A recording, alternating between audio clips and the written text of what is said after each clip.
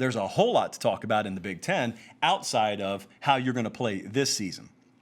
The other night, we did a segment that was wildly popular. Comment section blew up. I've done this once before, and I did it way back when on talk radio. And every time, it stirs a lot of conversation authentically.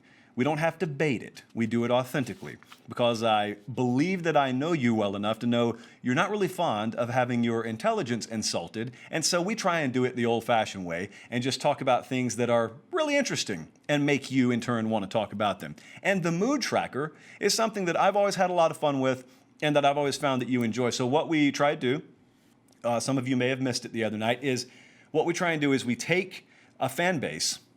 And on the surface, we look at that fan base and we understand that there are some radical fringes on either side. There are the ultra pessimistic fans, there are the ultra optimistic fans, and we just chop those 10% off. It's not that you don't matter, but you don't represent probably the typical fan's mood, the average fan's mood, the middle 80%.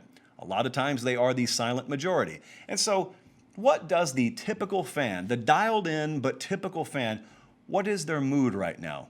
Let's start with Ohio State. Why not? They're on top of the Big Ten at the moment. The mood collectively, it's not hard to figure out with Ohio State, is they kind of view themselves as being on a different train.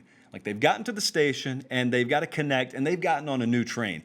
And whether you guys like it or not, search your heart, you know this to be true, their mood is they've sort of distanced themselves. They're in the process of separating from the rest of the conference. You don't have to agree with that, but this is their mood, not what you think their mood should be. And their mood is they're competing. Oh, they're absolutely competing, but they're not competing anymore in their conference. They are the clear cream of the crop in their conference.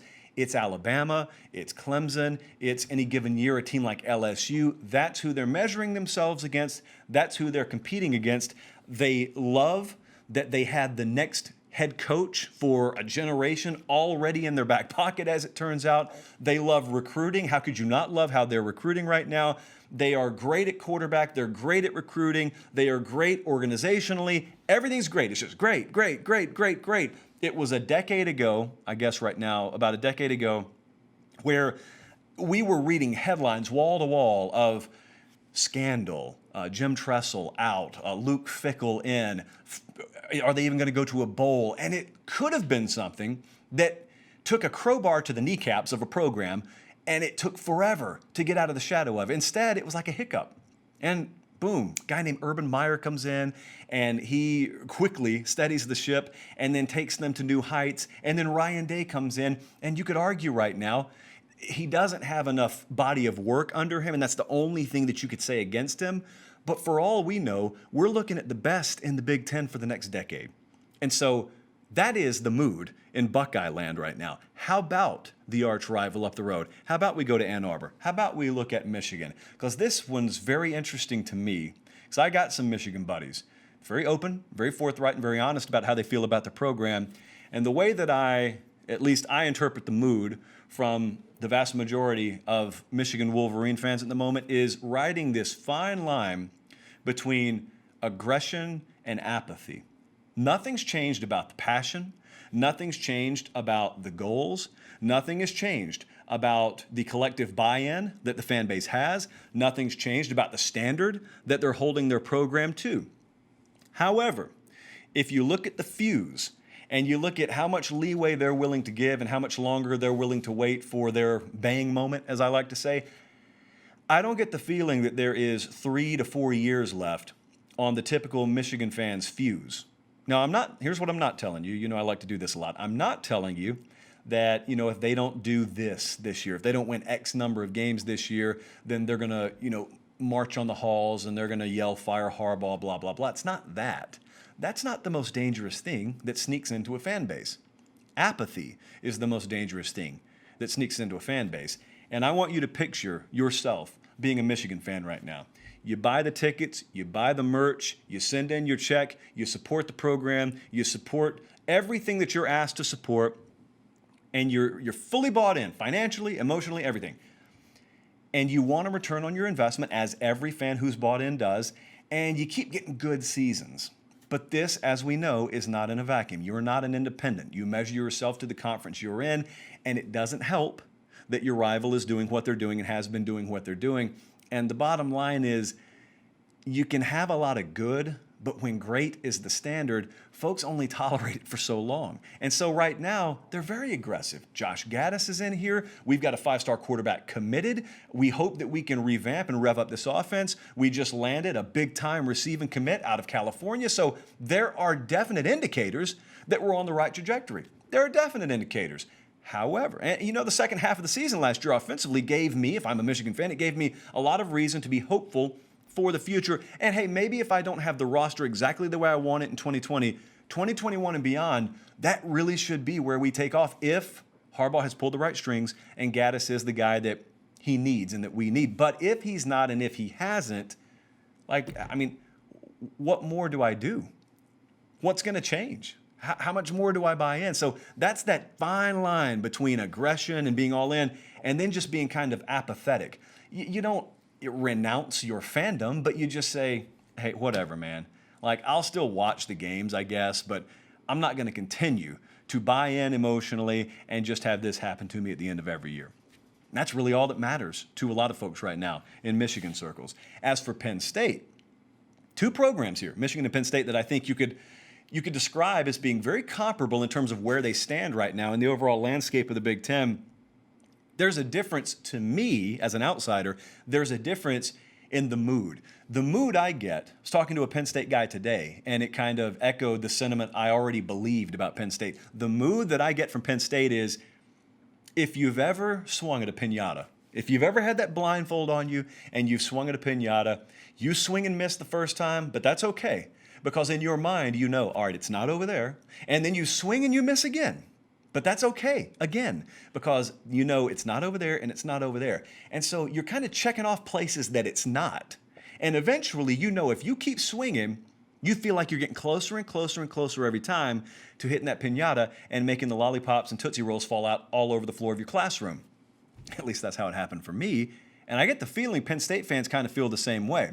It's not that they're totally thrilled with where they are right now. They believe they should be contending for the playoff annually and winning national championships or contending for national championships. And it's not that they're there, but they feel like there is a continuation of violently swinging. And hey, we got to get the right quarterback in here, and we got to continue to find the right formula offensively. Haven't found it yet. Just had a new offensive coordinator come in. If he is who we think he is, and James Franklin is who we think he could be, then this program will ultimately be what we think it could be. And just like I said with Michigan, you're waiting for your bang moment there. You're waiting for your bang moment at Penn State too.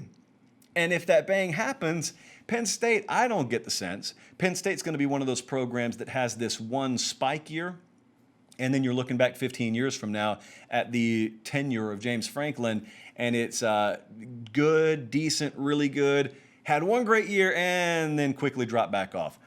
If they get the right quarterback in there, they get offense figured out, and they get the right quarterback in there, they're going to be good, and they're going to be there, and they're going to be able to sustain it. That's what I believe. That's what they believe.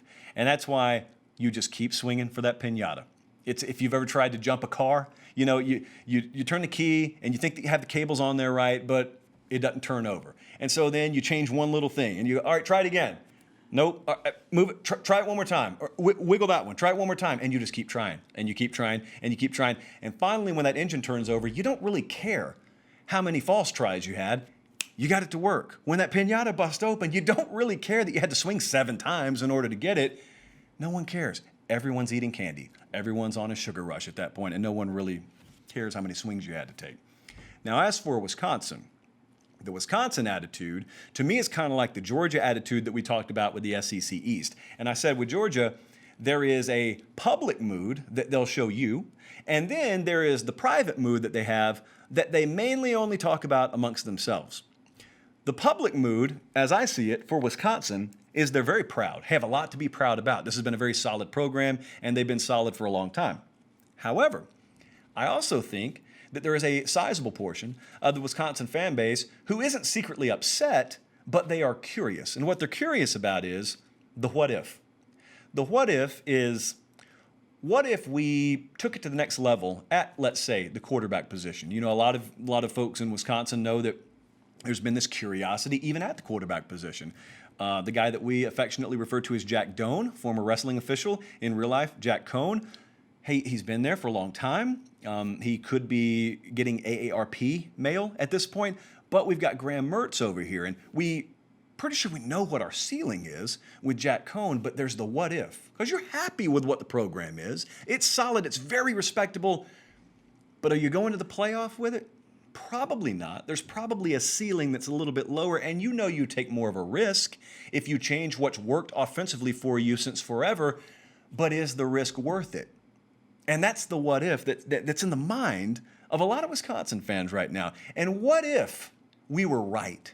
What if our curiosity was founded and we all of a sudden raised that ceiling a little bit? And people went from thinking that the winner over in that division with Ohio State, Michigan, Penn State, people went from thinking that the winner would have a little hurdle to clear in Indianapolis, but really, what's it going to be? It's going to be Wisconsin. It'll be a nice win, but it'll be a win nonetheless. What if all of a sudden it went to, hey, they still got to come through Wisconsin in the Big Ten championship game? That's kind of, to me, the status of the typical mood in Wisconsin. And I wrap up with Nebraska. I've been reading a lot about Nebraska. I've been talking a lot, not on the show. I've been talking a lot, some on the podcast, the Late Kick Extra podcast, and some just privately about Nebraska over about the last week to 2 weeks, because I wanted to validate my feeling on Nebraska. What my feeling on Nebraska has been is your mood when you read national headlines about your program is one of sort of disdain, disgust, not for yourself, not for your program, for the people who talk about your program as if they know anything about your program. Because you probably, in Lincoln, Nebraska, look at someone who works in Bristol, Connecticut, or New York, or LA, and you rightfully, I'm not saying you're wrong, you probably rightfully look at them and think, don't really care what your headline says. Don't really care what this graph or that graph says. It's cool. If someone's going to criticize us, we'll criticize us because we actually know what to criticize. You don't. You fly over us a few times a year, but you don't really have the slightest clue what's going on down here. Do you even know that Tom Osborne is no longer the head coach? Do you even have the slightest clue what's going on? That's the mood. But then when you remove all that, the animosity towards outsiders, and then you're talking about yourselves inside, what's the mood there? And the mood there, I have found to be pretty patient. In fact, refreshingly patient. Scott Frost came in, and Scott Frost, I don't know what concept people had of what he had done at Central Florida. What he did at Central Florida was great, but it was that. It was the snap of a finger. It was like overnight it happened. He wasn't there 7 years, guys. And so he comes into Nebraska, and you know what outsiders thought. And then, as outsiders typically do, outsiders set the expectation, and then last year especially, you saw the preview magazines, Nebraska, everyone's dark horse, Nebraska this, Nebraska that. And I've told you, I didn't have firsthand correspondence, but I talked to people who, were at high schools that Nebraska had been recruiting, and Nebraska's folks, they weren't all that thrilled about all these elevated expectations nationally because they knew they had work to do. And you guys in the Nebraska fan base, you knew, if you're close to that program, the kind of mess that they inherited. And you just got to hit the reset button on a lot of stuff. The old torch the barn, kill the rats, and start completely over from the ground up, the old GU rebuild. It's not fun to talk about, but it's necessary. And so a lot of Nebraska folks, the mood is, however many games we play this year, let's just find tangible signs of progress. Let's hopefully stay healthy at the quarterback position. But 2021 and 2022, those are the years where we really start to learn a lot more about Scott Frost, and we really start to learn more about who we will be over the next 10 years. That's the mood. All across the Big Ten, that's the mood. Now, as sure as I wrap this up, a lot of you in East Lansing, for example, you're saying, what about Michigan State? And I ask, you really want me talking about Michigan State right now? I'd be happy to do it. Just know I'll be honest about it. And just know if you do want to hear it, just like our SEC folks did last week, if I didn't get to your program, you just drop a comment. You drop a comment, and we will cover the teams we didn't cover tonight in the next Late Kick Extra podcast. That's what that whole thing is for.